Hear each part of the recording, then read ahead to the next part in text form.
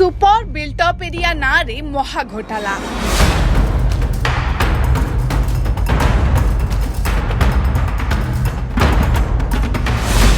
Flat पाई double टंका गणुछंती ग्राहक।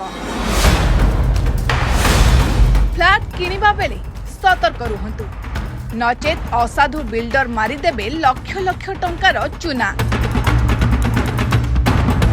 Apartment रे तीन प्रकार एरिया रही थाए।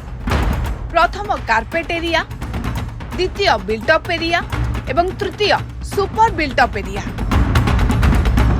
फ्लैट भीतर स्थान को कार्पेट एरिया कहा जाए। घर भीतर पूरा अंचल कार्पेट एरिया रे जाए। घर बाहर कांथ को लगी रही अंचल को बिल्टअप एरिया कहा जाए।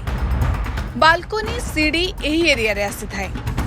बिल्टअप एरिया बाहर थिबा सर्वव्यवहृत स्थान को सुपर बिल्टअप एरिया कहा जाए, जेउथिरे lift, club house, lobby, swimming pool, gym, parking आदि रही थाए।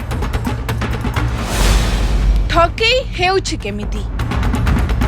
ग्राहकंक नारे कार्पेट एरिया रो रजिस्ट्रेशन हेउछि, किंतु टंका निया जाउछि सुपर बिल्टअप एरिया रो।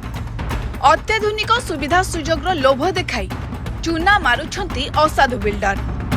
सुपर बिल्टअप एरिया पाई टंका देले मध्य केवल कार्पेट एरिया रो मालिक रहुछंती ग्राहक, कारण अपार्टमेंट रे सुपर बिल्टअप एरिया बा कॉमन यूज पई उद्दिष्ट स्थान को बिक्री करिबा वैध नुहे। फ्लैट किना बिका बेले carpet area, super built up area केते से बाबदरे सूचना देबाकू नियम थिले मध्य असाधु बिल्डरक ठारू सामान्यतम सूचना पाउनाहंती ग्राहक, जेउथि पई एही महास्काम रो शिकार होई लक्ष लक्ष टंका गणुछंती ग्राहक।